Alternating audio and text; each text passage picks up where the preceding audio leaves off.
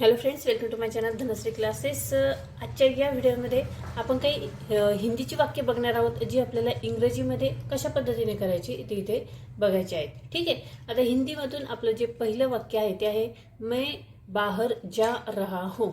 Daily use sentences आहे हे, रोज वापरली जाणारी वाक्य आहेत हिंदीची. आणि त्यामधील पहिलं आपण वाक्य बघितलं की मैं बाहर जा रहा हूँ. आता हे जे हिंदीचं वाक्य आहे ते आपल्याला इंग्रजीमध्ये कशा पद्धतीने करायचं, तर याची जी वाक्यरचना असते ती याच पद्धतीने असते की मैं बाहर जा रहा हूँ. म्हणजे मैं हे काय झालं, करता झालं या वाक्यातील. तर मैं साठी आपण लिहिणार आहोत आय. आय नंतर सहाय्यकारी क्रियापद येईल एम.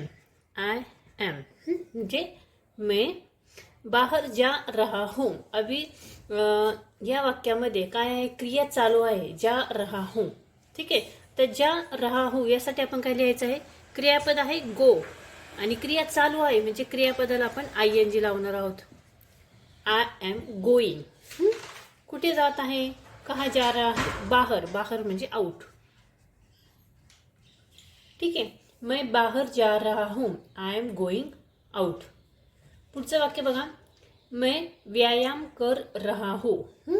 मैं या वाक्यातील करता है मैं साठी आपण लिहिणार आहोत आय. आय नंतर सहाय्यकारी क्रियापद येईल एम. I am. आता व्यायाम कर रहा हूँ हे काय झालं, या वाक्यातील क्रियापद झालं. व्यायामसाठी आपण काय म्हणतो, एक्सरसाइज. आणि क्रियापद वाक्य चालू आहे, चालू वर्तमान काळातील वाक्य आहे, त्यामुळे क्रियापदाला ING प्रत्यय लागेल. ठीक आहे.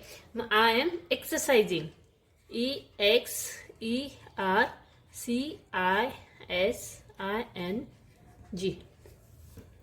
ठीक आहे. पुढचं बघा, मैं चलने जा रहा हूँ. हे वाक्य आपण कसं करणार, मैं साठी आय, त्यानंतर सहाय्यकारी क्रियापद एम. I am. चलने जा रहा हूँ. जा रहा हूँ, जा रहा हूँ साठी येणार गोइंग. आणि चलने म्हणजे फॉर वॉक.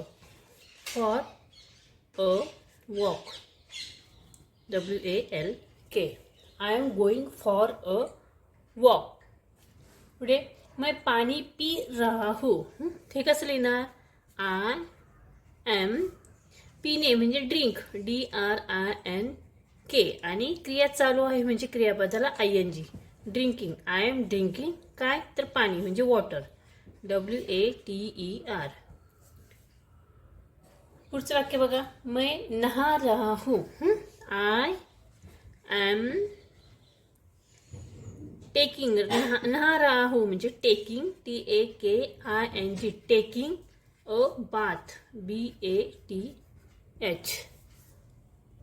आणि त्यानंतर लास्ट सेंटेन्स आपण इथे बघूया, मैं सोने जा रहा हूँ. हे वाक्य कसं करणार आपण, आय एम गोइंग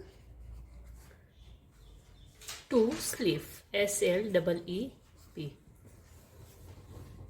ठीक आहे. अशा पद्धतीने आपण काही हिंदीची जी वाक्य आहे ते आपण इथे बघितलेली आहेत आणि ती वाक्य आपण इंग्रजीमध्ये इथे तयार केलेली आहेत.